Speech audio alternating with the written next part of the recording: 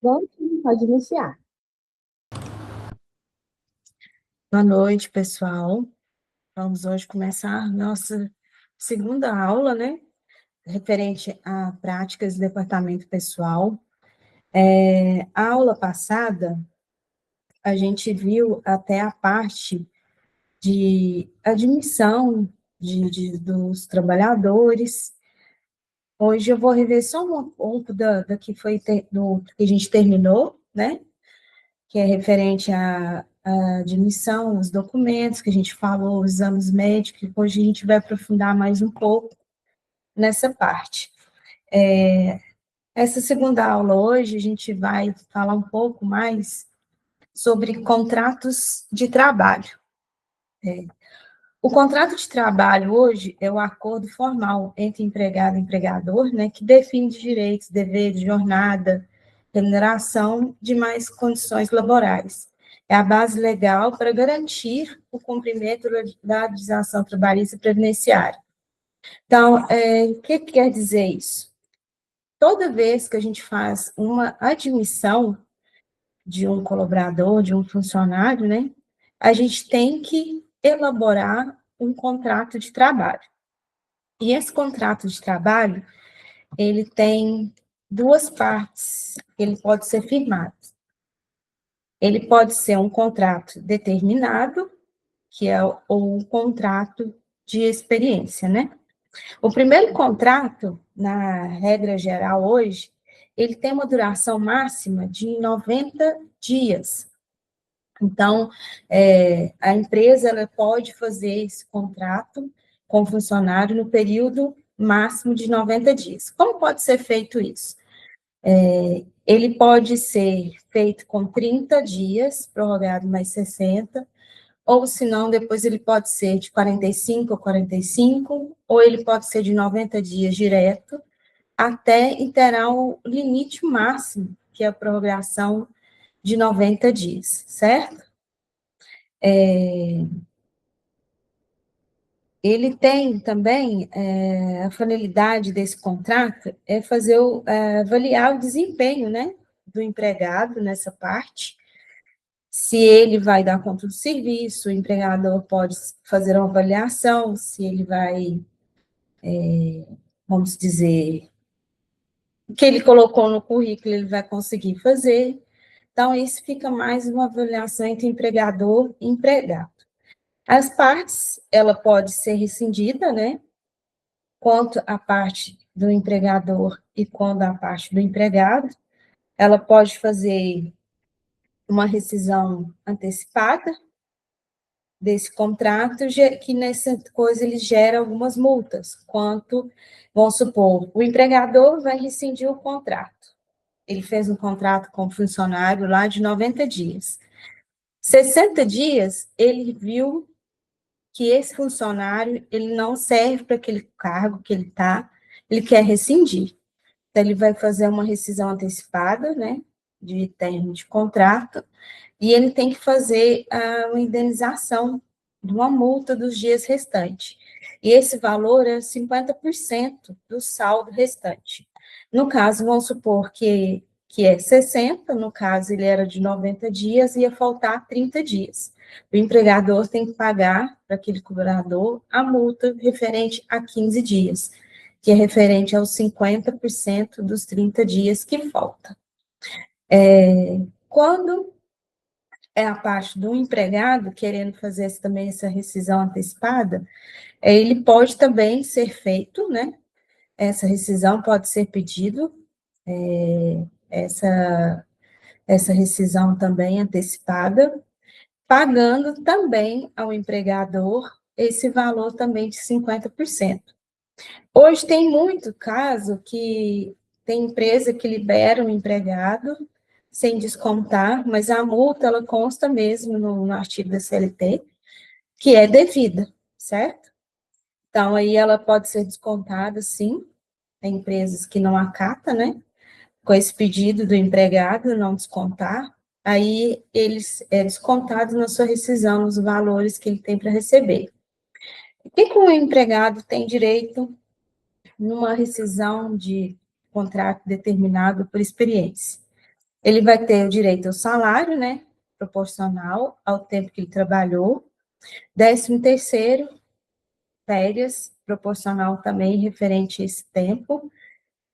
O seguro-desemprego, ele não é aplicável nessa parte do determinado ou de experiência, porque ele, quando entra na regra, né, ele só vai entrar na parte do contrato indeterminado. Então, o seguro-desemprego aí ele já não vai ter, por causa dessa carência, que o período máximo aí é de 90 dias, né?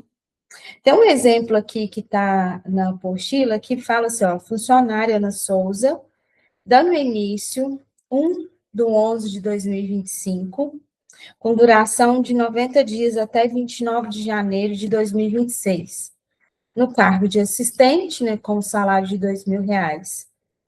Teve o registro na carteira, né, o contrato de experiência dela foi do 11 a 29, com o cargo de assistente administrativo, vem falando o salário, a jornada dela de trabalho, que era 44 horas semanais, férias, FGTS, 13º proporcional.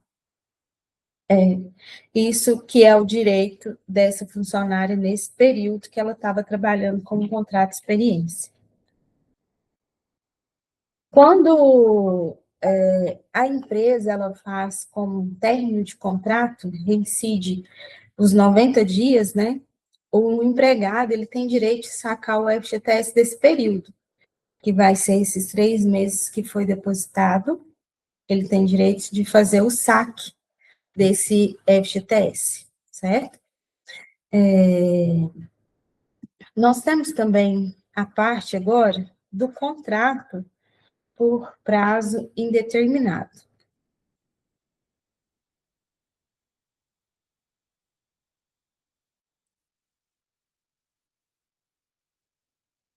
O contrato por prazo indeterminado é o tipo de contrato mais comum, é onde que garante mais estabilidade mínima para o trabalhador.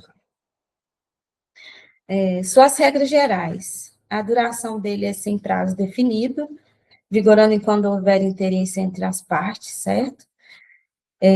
A sua rescisão deve obedecer às regras gerais, que é sem justa causa, tem aviso prévio, indenizações, pagamento de FGTS com multa, né?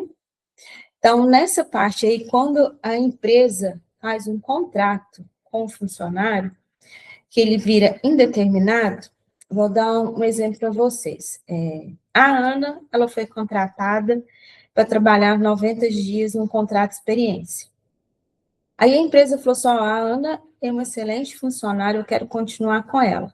Automaticamente, a partir dos 91 dias, essa funcionária ela passa a ser contrato de trabalho indeterminado, que passou os 90 dias, e ela começa a entrar nessas regras legais, né? Que é o aviso prévio, o pagamento de FGTS, se ela for mandada embora. Sem justa causa, tem direito à multa dos 40%. Essa é registrado também na carteira, né? De registro. Lá tem a informação do contrato dela, que passa por experiência lá como sendo indeterminado, né?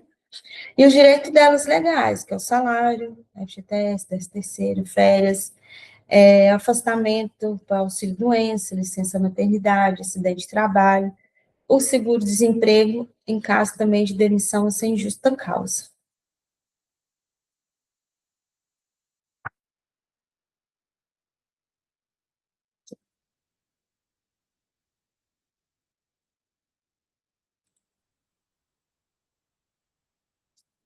Aqui, nessa outra parte, né, foi o exemplo prático que a gente falou aqui, referente ao contrato determinado, que é o de experiência, e logo aqui do lado sobre o indeterminado, que é o funcionário Carlos, que ele trabalhou do 10 de novembro de 2025, com o cargo de analista de marketing, o salário de R$ 3.500, jornada de 44 horas semanais, o registro na carteira dele, CTPS digital, né, onde consta todas essas informações acima, Lembrando que todos os contratos devem ser registrados eletronicamente. Hoje é feito pelo portal, né? Pelo portal social, aonde alimenta a carteira digital. A mudança de tipo de contrato, pode se converter um contrato de experiência que a gente falou logo atrás por um prazo indeterminado. A alteração também deve constar na sua carteira digital. Você passou a ser determinado para um contrato indeterminado. A segurança jurídica, contratos claros, registrados, evita disputas, né, trabalhistas e garante acesso aos benefícios previdenciários. Então, o que quer dizer isso? Que a garantia hoje para a empresa, ela fazer o registro de um funcionário, para ela não ter problemas futuros com fiscalização, com reclamatória trabalhista. Então, isso hoje, fazer o contrato hoje é o ideal, a gente sendo contrato determinado ou indeterminado.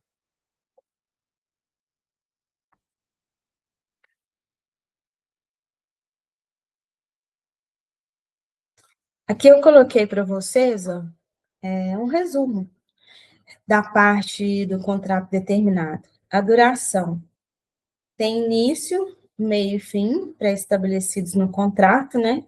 No contrato de experiência, ou um contrato de safra, ou se não, um contrato de obra certa, que ele também entra nessa parte de determinado. Então, ele tem o início, vamos supor, o início da safra e o fim da safra. Todos têm que constar o início e o fim. Exceção, só não pode ser utilizado em situações previstas em lei, que é o artigo 443 da CLT, como demandas transitórias ou projetos específicos. Dependendo do tipo de projeto, coisa que fala sobre o artigo 443, a gente não pode elaborar esse contrato determinado. Ele tem que ser já passado como indeterminado, certo? O limite desse contrato indeterminado, que ele dura, que essa parte de experiência é 90 dias, e o determinado, ele não pode exceder 2 anos de duração, com a possibilidade de uma única prorrogação. Então, o que quer dizer? A gente tem um contrato de experiência, né? Que ele é chamado determinado, que ele é 90 dias, e a gente pode fazer outro tipo de contrato determinado, que pode ser alimentado, que é um contrato de safra, de obra certa, que ele pode ser exceder até 2 anos, ou pode fazer uma prorrogação, vamos supor, faz 1 ano, e prorroga mais 1 ano. É muito utilizado na parte de safra e de obra. Você liga, mas por que não pode usar o contrato de experiência? Sim, o contrato de experiência ele não pode ser utilizado nesse meio, porque o limite dele é 90 dias. Agora, um contrato determinado referente à safra e à obra certa, ele pode ser até 2 anos de duração, certo? Rescisão, se institui antecipadamente pelo empregador, gera o direito à indenização, foi o que a gente falou logo atrás, né? Que é a metade dos salários restantes, além das verbas normais, que é o 13º, as férias e o FGTS do período. Não tem direito ao aviso prévio e nem à multa do FGTS, que é os 40%. O contrato por prazo indeterminado, ele não possui data definida, né, para o término, permanecendo em vigor até que as partes o rescindam. Então, vamos supor, se o empregador está satisfeito, o contrato vai por muito tempo, ele não precisa ser renovado, só vai fazer as suas alterações, né, contratuais, que são reajustes salariais, informações de férias do período. Regra geral, é a forma padrão de contratação hoje na CLT, visando a continuidade de relação de trabalho. Vantagens desses contratos indeternminados: maior segurança, estabilidade para o empregado, né? Incentivando o vínculo e o desenvolvimento de carreira. A rescisão garante os direitos como aviso prévio, multa de 40% do FGTS, e seguro-desemprego em caso de demissão sem justa causa. Hoje é o que é mais usado, né? Que é o contrato indeterminado.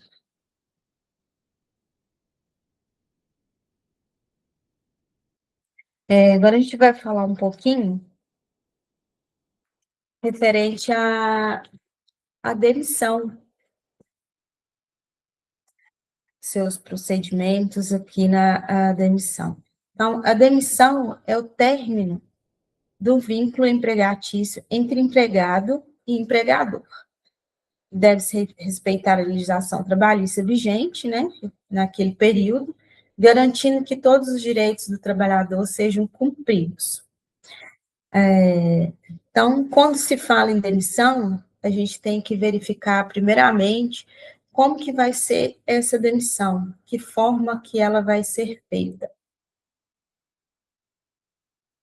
Impedimentos.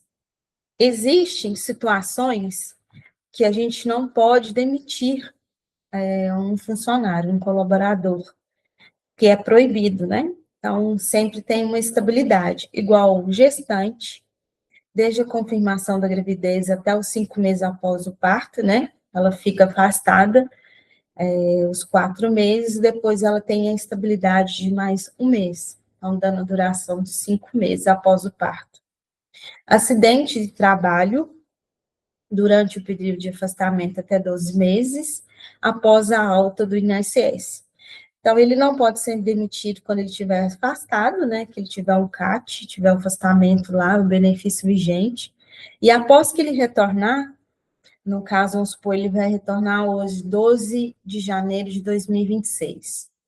Então, esse colaborador, ele não pode ser demitido até 12 meses. Então, ele não pode ser demitido até 11 de janeiro de 2027. A partir dessa data, ele entra na regra geral. Ele pode ser demitido, ele pode cumprir o aviso, certo? Aí, eles falam muito, falam assim, se o colaborador quiser pedir conta, certo?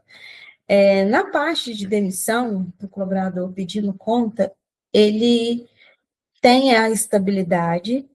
Hoje tem um meio da gente fazer uma carta ele pedindo para ser liberado dessa estabilidade, ele abrindo mão de todos os direitos. Já tive caso que o empregado fez a carta pedindo essa liberação, falando que não queria mais, e depois entrou na justiça contra a empresa. E já teve ganho na justiça, falando que a empresa não poderia demiti-lo de forma alguma por causa dessa estabilidade. Então, hoje tem alguns detalhes na regra, vamos dizer assim, da parte de demissão dentro do departamento pessoal, que hoje a gente tem que seguir muito com a parte jurídica. Sempre tem que ter um advogado, alguma pessoa ali, para poder dar algumas orientações. Porque nem sempre que a demanda referente ao que está na base da lei é legal.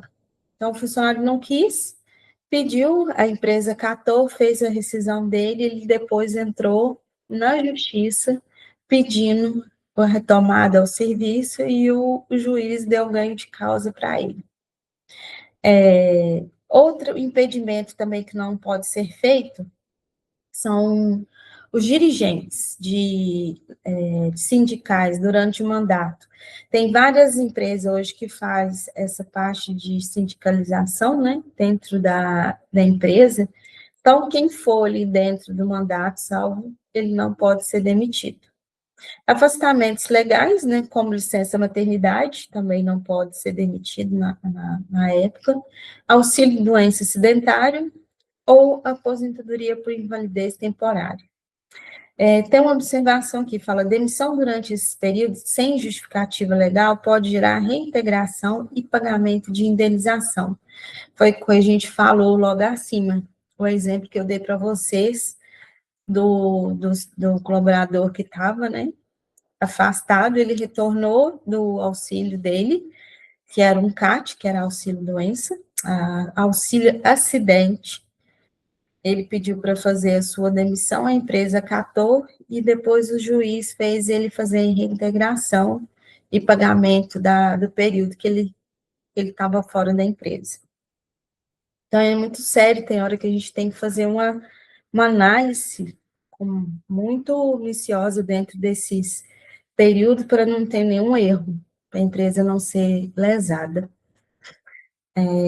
Aqui a gente vai falar que tem os outros tipos de rescisão, que é a demissão sem justa causa, né, que é a demissão do término de contrato do empregador quando não tem nenhuma falta grave do trabalhador. A empresa quer dispensar ele, mas ele sempre foi um empregado bom, mas está sem custo lá dentro, tem que dispensar alguém da área deles e faz uma demissão sem justa causa. Então, ele tem o direito ao salário, né, o saldo, o aviso prévio dele pode ser trabalhado ou indenizado, né? As férias vencidas e proporcionais do período, o 13º também dele, salário proporcional do período que ele trabalhou durante aquele ano, o FGTS que ele tem, mais a multa de 40% e o seguro-desemprego, quando é aplicado na regra. Se ele tiver mais de 6 meses, ele vai entrar nas condições do governo, que tem uma tabelinha. E tem também a demissão com justa causa. Essa demissão com justa causa é quando o contrato finaliza devido a uma falta grave do trabalhador. Tem no artigo 482, né, que lá fala vários itens que pode ser como uma falta muito grande. Hoje, para uma demissão com falta grave, referente, um exemplo para vocês, assim, embriaguez. A embriaguez hoje, ela não é uma falta grave mais. Hoje, se um funcionário tem esse problema com álcool, ele tem que ser encaminhado para o CRAS, ele tem que fazer um tratamento para a empresa não poder fazer a demissão dele de imediato.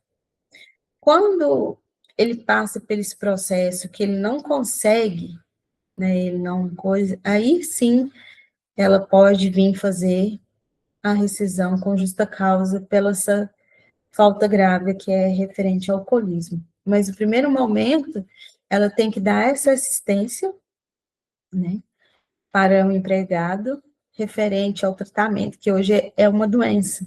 Antigamente, todo mundo andava embora, porque era uma falta grave, que estava embriagado, que chegou tonto na empresa. Hoje não, hoje a gente não pode fazer isso mais.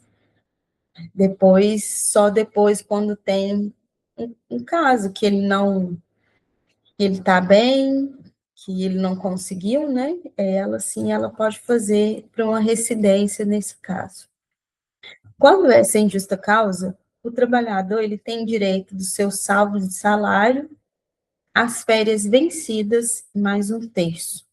Não tem direito a aviso prévio, nem o 13º salário proporcional. Né? O FGTS com a multa ou o seguro-desemprego.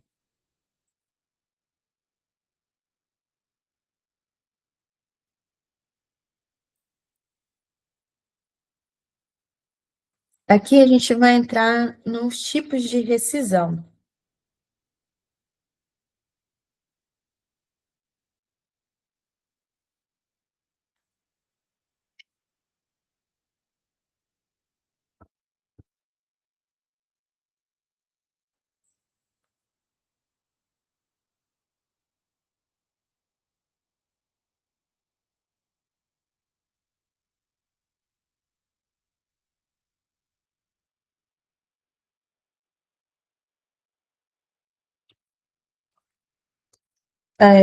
Ainda falando dos tipos de rescisão, né? Que a gente estava falando a demissão sem justa causa, a demissão com justa causa, e a gente tem também a pro acordo e prazos, que é a famosa rescisão por acordo. A rescisão de comum acordo entre empregado e empregador, que é a da Lei 13.467 de 2017, ela dá o direito ao trabalhador o saldo de salário, as férias vencidas mais um terço, o 13º. O FGTS dele, ele vai poder sacar 80% do valor depositado Não tem a multa dos 40%, né? E o aviso prévio indenizado é pela metade. A multa dessa rescisão por acordo, ela é de 20%, e não de 40%, tá? Os prazos legais são iguais, até os 10 dias após o término do contrato, para o pagamento das verbas rescisórias, independente do tipo de rescisão. Então, para todos os tipos de rescisão, a empresa ela tem um prazo de 10 dias. Então, a rescisão finalizou hoje, 12 de janeiro. Então, a empresa ela tem até o dia 22 para fazer o pagamento das verbas rescisórias do empregado, tá? O registro na carteira, né, deve ser atualizado com a data de saída, né, e o tipo de rescisão, que lá que a gente tem que colocar se é por justa causa, sem justa causa, ele tem que levar essas informações. Aqui está te dando alguns exemplos de demissão sem justa causa, né? De dados do trabalhador, aí fala sobre o salário, o tempo de serviço dele de 3 anos, umas férias vencidas no primeiro período, férias proporcional de 6 meses, 13º de 6 meses e o FGTS acumulado de 6 mil. Aí aqui tem um exemplo prático, né, referente ao saldo do mês, que é o salário que divide por 30 vezes 15 dias, que é R$ 1.500, as férias vencidas, que é o salário dele com mais um terço, que é o valor do salário dividido por 3, que dá um total aqui de R$ 4.000. As férias proporcionais de 6 meses mais um terço, 13º e o FGTS mais a multa de 40%. Então, no total que esse empregado ia receber por essa rescisão, somando o saldo de salário, as férias vencidas, as férias proporcional, mais o 13º e a multa, estava dando um valor de R$ 11.400. E aqui do lado, para vocês terem ideia, que é uma demissão com justa causa, onde vocês podem ver, né, que ele não tem o saldo de salário, as férias vencidas, não tem férias proporcional, certo? O 13º e o FGTS aqui, que é os 80%. Esse exemplo aqui é o de acordo, ficou meio misturado o de baixo aqui. O de cima, que é os 1.500 mais os 4.000, que é as férias vencidas, né? Que ele vai receber 5.500. E o de baixo, que é rescisão por acordo, ele vai receber o saldo de salário, as férias vencidas, férias proporcional, 13º e o FGTS de 80%, que ele vai receber. E o aviso prévio, que é a metade também, dando um valor de R$ 15.300.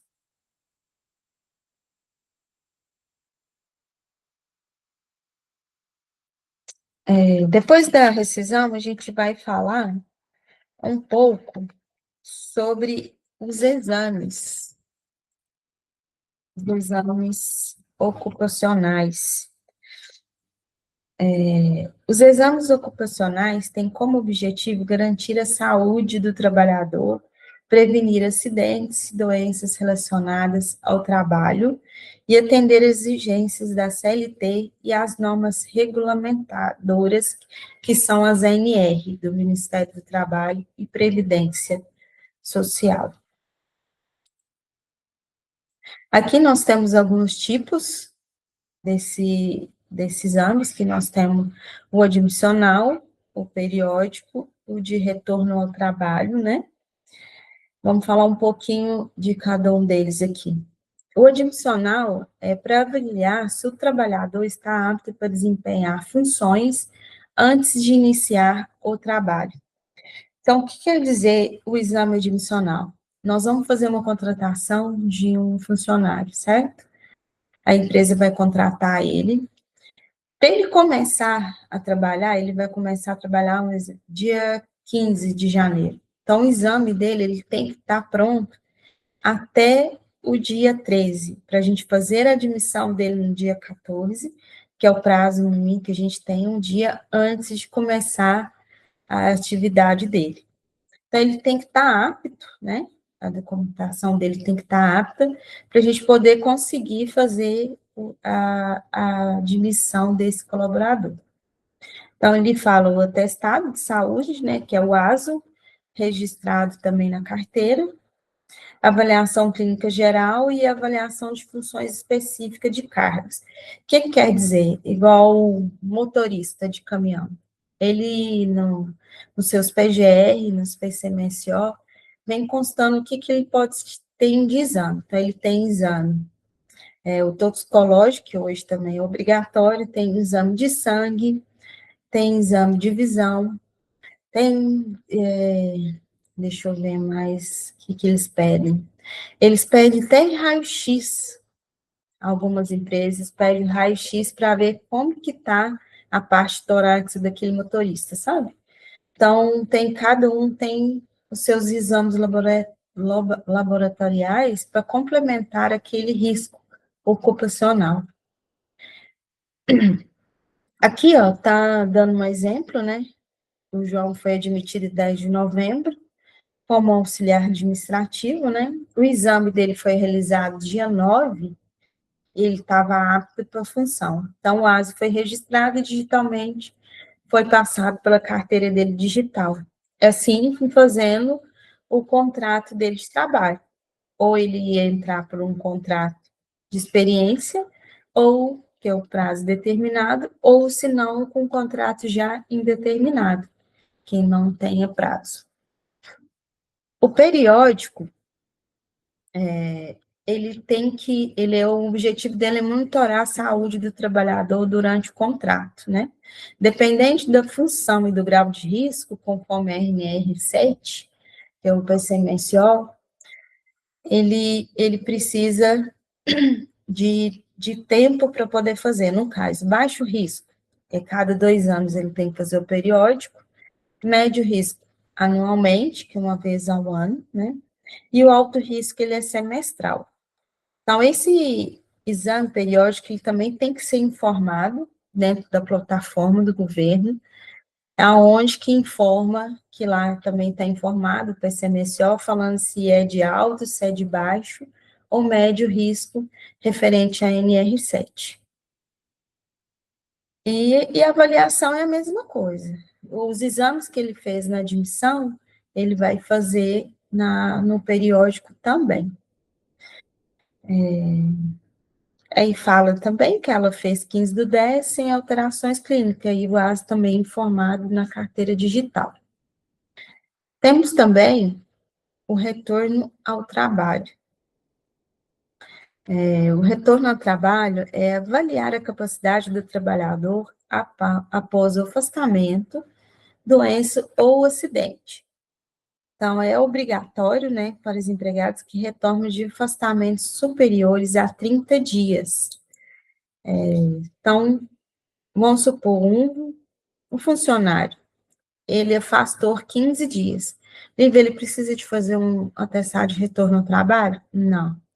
Ele pode retornar automaticamente, sem passar pelo médico, sem nada.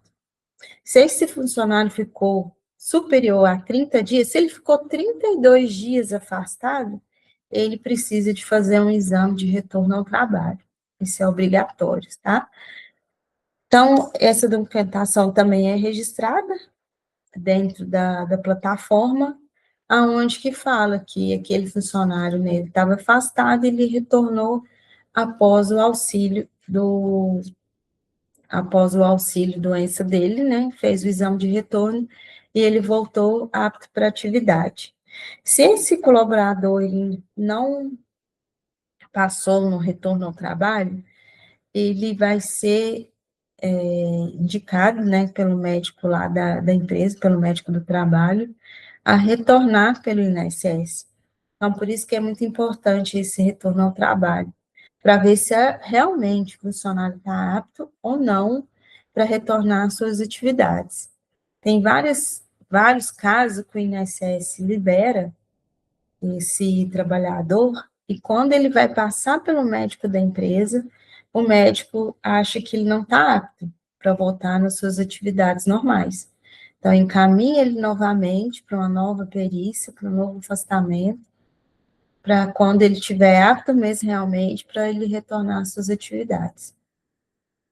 Então, por isso que é bem complexo esse retorno ao trabalho. Nós temos também mudança de função, né? Que é avaliar o trabalhador se ele está apto para receber a nova função dentro da empresa. Também é obrigatório quando tiver alteração, né? Que implique maior risco em novas atividades físico-mentais. Então, exercia um cargo lá de auxiliar dentro da empresa.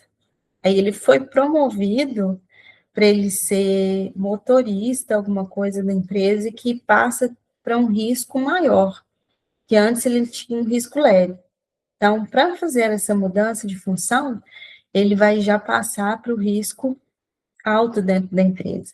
Então, ele precisa de fazer essa mudança de função, aonde faz todos os exames daquela nova função, onde que é obrigatório. Aí também falam a troca de operador de produção para um operador de marketing, com risco físico elevado.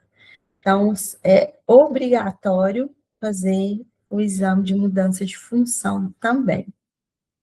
E nós temos também o demissional, né? O demissional hoje, ele também é muito importante para avaliar a saúde no momento da saída do colaborador na empresa. Porque tem várias colaboradores que talvez não está apto para ser demitido naquela época. Então, se ele não tiver apto, se ele tiver alguma doença ocupacional ali, o médico da empresa vai encaminhá-lo ele para o INSS, a sua rescisão vai ser cancelada, né, do período que ele ficar afastado, e assim que ele tiver apto para passar para o exame demissional, a rescisão dele volta com o período novamente. Então, ele deve ser realizado até a data da saída, né? Deve ser incluído também, garantindo o histórico completo, né? Igual que fala, ó, Ana foi desligada 30/11, o exame demissional dela foi realizado em 29/11. Resultado, ela estava apta, então ela pode ter feito sua rescisão e ela foi registrada na sua carteira de trabalho o período que ela estava lá, que ela está apta, que ela pode sair da empresa sem problema nenhum.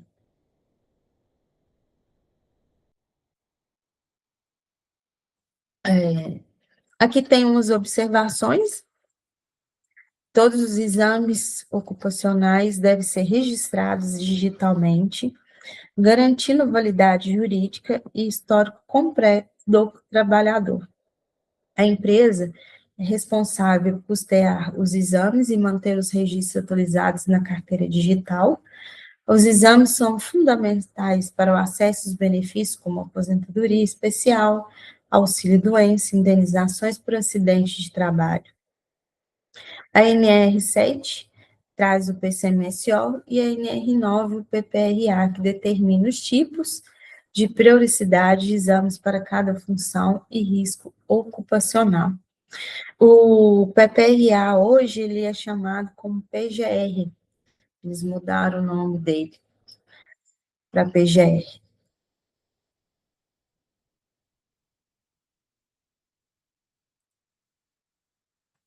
E assim nós falamos, né, dos tipos de exames. Agora a gente vai falar um pouco sobre o aviso prévio.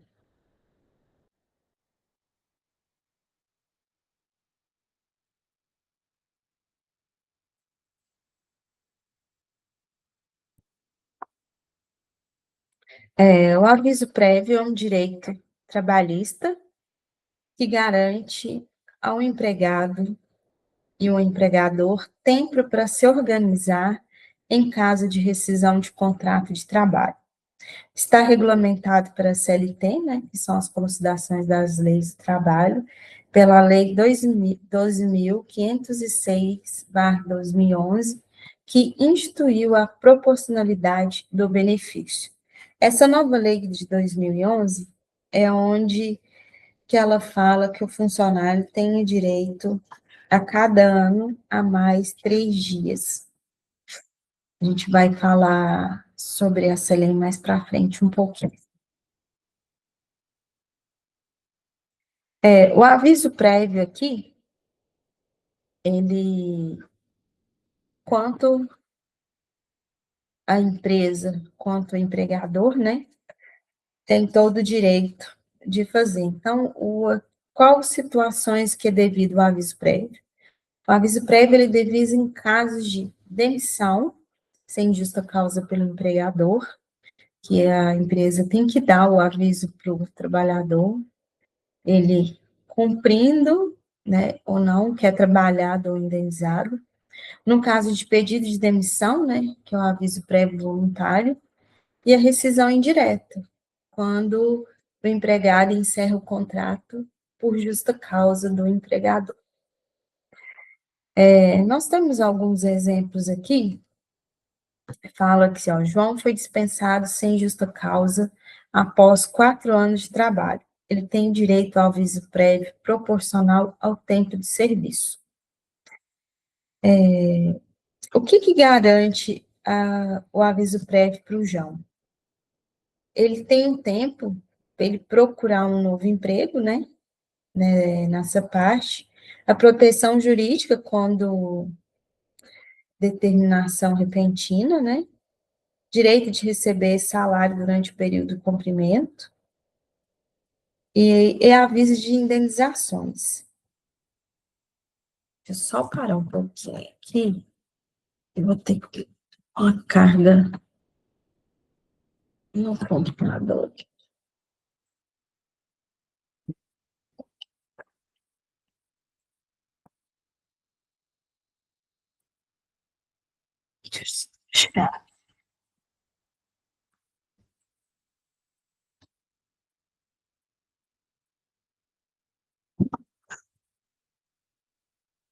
Desculpa só um pouquinho, estou procurando aqui onde que está.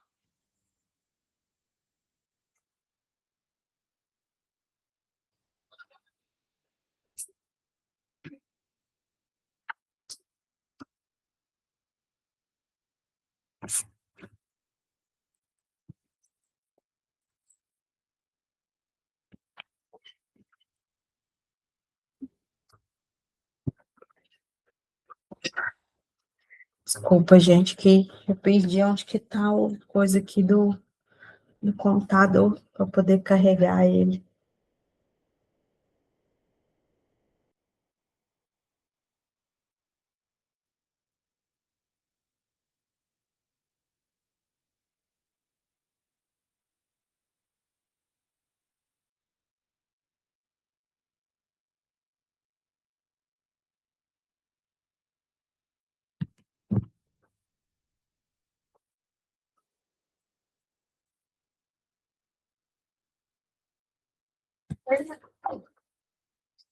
Então, vamos lá. Voltando aqui, as consequências do aviso, não, o aviso prévio garante o tempo para ele procurar um novo emprego, separado pelo empregador, a proteção jurídica, né, o direito de receber o salário durante o período de cumprimento do aviso ou indenização correspondente.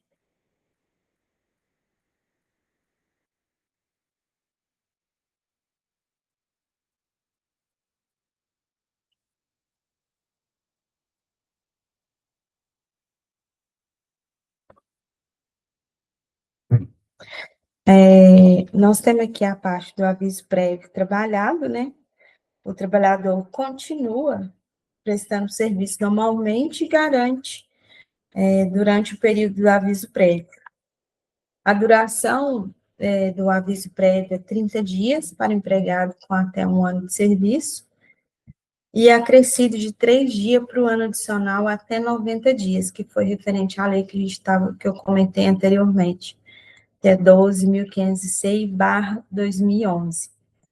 Pois, se vocês quiserem dar uma lida nela, ela é bem legal, onde que fala muito sobre isso. Aqui, te dar um exemplo. Maria Oliveira trabalhou 5 anos na empresa, né? O aviso prévio devido, 30 dias, mais 4 anos vezes 3 dias. Então, no caso, ela tinha 42 dias de aviso prévio. A legislação hoje que o cumprimento é parcial, é possível que o aviso seja parcialmente trabalhado e parcialmente indenizado. Tem várias convenções coletivas que não deixam o empregado fazer o aviso prévio 42 dias direto. Então, ela faz 30 dias e o restante dos 12 dias é indenizado na rescisão. Não é permitido que o funcionário fique na empresa o período integral desse aviso que ele tem direito. As faltas durante o cumprimento do aviso prévio. O empregado pode ausentar até 2 horas, né, sem desconto em lei. As faltas não justificadas podem ser descontadas proporcional do salário do aviso prévio. Reajuste salarial coletivo durante o aviso prévio. Se houver reajuste salarial coletivo durante o aviso, o empregado tem direito de receber o valor atualizado, proporcionalmente ao período trabalhado.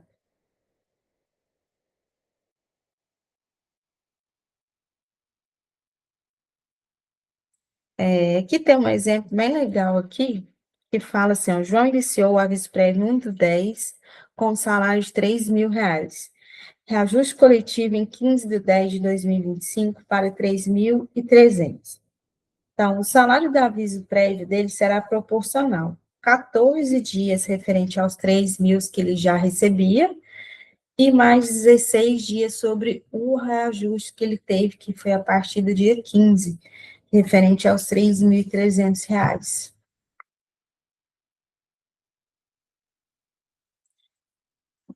A suspensão do aviso. O aviso prévio pode ser suspenso em caso de doença ou afastamento legal do INSS. Se o funcionário afastou, ele está doente, ele estava cumprindo o aviso, aí ele teve um afastamento. Então, o aviso dele pode ser paralisado, né? E depois foi rescindido após o retorno dele. O aviso prévio e sua reconsideração. O empregador pode reconsiderar uma demissão, né? E cancelar o aviso. Se o trabalhador tiver de acordo, né? No momento, mantendo, sim, o contrato de trabalho ativo. Renúncia pelo empregado do aviso. O empregado também pode renunciar ao cumprimento do aviso prévio, devendo indenizar o empregador pelo período correspondente, assim acordado. Então, ele pode renunciar e indeniza o restante dos dias para o empregador, o que falta ainda de aviso prévio dele. E nós temos o aviso prévio domiciliar. Então, o empregado pode cumprir o aviso prévio em casa, sem prestar serviço, mediante acordo, né? Esse acordo, eu falo com vocês que tem que ser bem assinado, todos têm que estar de acordo mesmo, realmente, e ele recebe o salário correspondente a esse período do aviso prévio dele normalmente. E nós temos também o aviso prévio indenizado, que é quando o empregador dispensa o trabalhador imediatamente, ele paga o valor integral, né, do aviso prévio sem exigir o cumprimento.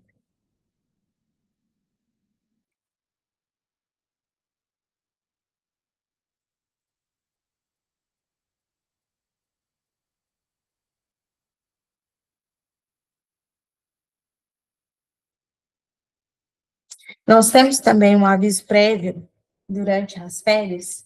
O aviso prévio, ele não suspende as férias vencidas. Se coincidir com o período de férias, é pago normalmente. O aviso prévio continua a ser contado, tá? Contagem do aviso prévio. Ele é contado em dias corridos, incluindo finais de semana, feriados, conforme a legislação. Temos também a compensação. O aviso prévio pode ser compensado em banco de horas ou outro acordo empregado-empregador, desde que haja registro de concordância entre ambas as partes. Depois a gente tem alguns modelos práticos, né? Que também fala aqui, ó, exemplo prático, cálculo, dados do empregado, tempo de serviço 5 anos, salário de 3.000, aí ele fala do aviso prévio de 30 dias, referente aos 4 anos vezes 3, que dá o direito aos 42 dias de aviso. Se houver falta ou suspensão, o valor é sempre ajustado proporcional, referente a esse período.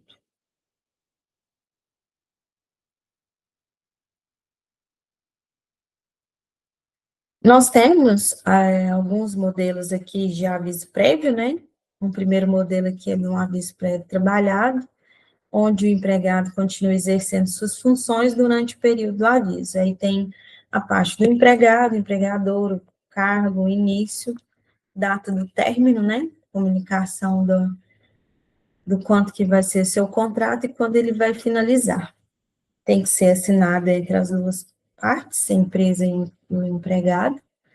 Do outro lado, nós temos o aviso prévio indenizado, também, e é o empregado dispensa do cumprimento do aviso, né? Esse aviso, ele reincide a rescisão imediata. Então, ele é aviso dia 1º, a rescisão do colaborador ele vai ser rescindido dia 1º e vai ser indenizado os dias que ele tem de aviso prévio. A outra parte aí é o aviso prévio cumprido parcialmente, que tem outros modelos aqui embaixo, né? Que é trabalhada e a outra parte indenizada. Esse parcialmente é aquele exemplo que, vamos supor, o funcionário começou a fazer o seu aviso. Deu metade do aviso, o colaborador falou assim, eu não quero aquele empregado cumprir no aviso mais. Quero que você rescinde a rescisão dele e indenize o restante do contrato. Então, ele é chamado de contrato aviso prévio cumprido parcialmente. Nós temos o modelo aqui também do aviso prévio domiciliar, né? Onde o empregado cumpre o aviso em casa sem prestar serviço para a empresa. E temos também que é o renunciado pelo empregado também, onde que o empregado abre mão do aviso, devendo indenizar o empregador se acordado, né?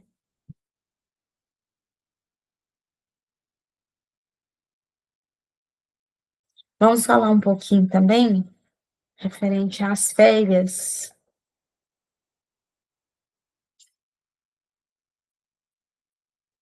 As férias, suas legislações. Então, as férias são um direito de todo trabalhador, né, segurado pela CLT nos artigos 129 e 153. Esse artigo é interessante, depois vocês também dão uma olhada, uma lida, ele é bem interessante. Tem como objetivo garantir descanso físico e mental para o empregado. Todas as informações devem ser registradas também na carteira digital. Período aquisitivo. O período aquisitivo é um período de 12 meses de trabalho que o empregado precisa ter para completar o período de direito às férias, né?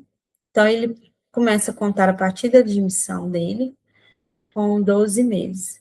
A Lívia, funcionário, se tiver 6 meses trabalhando, ele pode tirar férias? Não, ele não pode tirar férias. Não é permitido.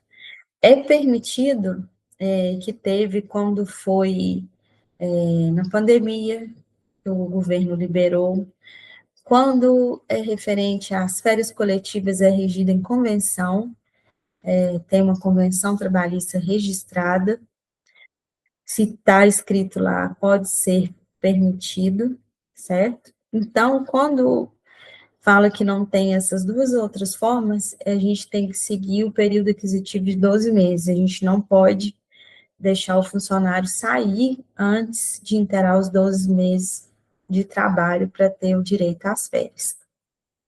O período começa a contar, né?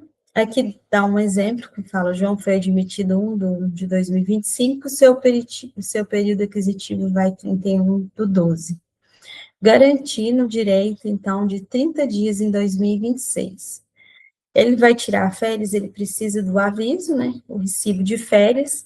O aviso das férias deve ser entregue para o colaborador com antecedência de 30 dias da concessão das férias. E aqui a gente tem um exemplo do modelinho, né?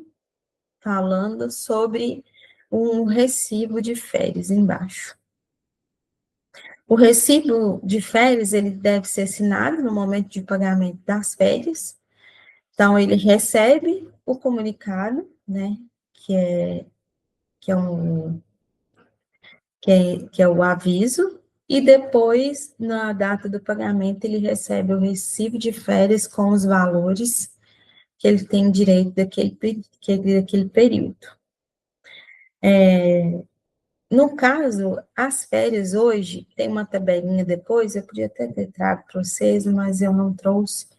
Mas nesse artigo que eu falei para vocês anterior, vem falando que pode ser proporcional referente aos períodos, né? Então, todos aquele empregado que tiver falta superior a 5 dias, ele vai perdendo o direito das férias. No caso aqui desse exemplo que ele te deu, ele perdeu 5 dias de falta, em vez dele ter 30 dias de férias, ele vai ter 24 dias.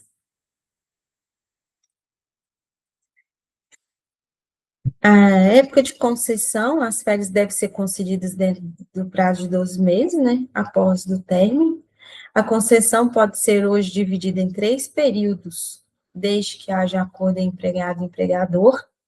A gente pode fazer fracionamento dessas férias em 3 períodos. Aqui também a gente traz alguns exemplos, né, que Maria Olivia tem o direito, a empresa pode conceder 15 dias em julho e 15 dias em dezembro, mediante acordo. Ela recebe 15 dias em julho e depois recebe o restante das suas férias em dezembro. O prazo para pagamento é até 2 dias antes do início das férias. A empresa tem que estar com esse pagamento das férias do colaborador quitado. Se não cumprir esse prazo, deve ser, ele gera multa, né, equivalente ao salário do empregado. Então, o acordo entre patrão e empregado é sempre um comum acordo, abono, e tem o abono pecuniário, que é a opção. No caso, você pode tirar 20 dias de férias e vender 10 dias, que hoje é permitido. Lívia, eu posso vender 30 dias? Não. Você hoje tem que vender o período de seu abono, máximo é de 10 dias. Máximo não, é o que é permitido. Se você quiser vender os dias, é 10 dias que é permitido, que seja estabelecido na regra da CLT. Pessoal, a gente falou um pouco aqui, como é online, tem hora que é bem mais corrido algumas coisas, alguns detalhes, mas espero vocês terem entendido um pouquinho dessa parte, né, de rescisão, de aviso, desse período de férias, e até a próxima aula. Aguardo vocês.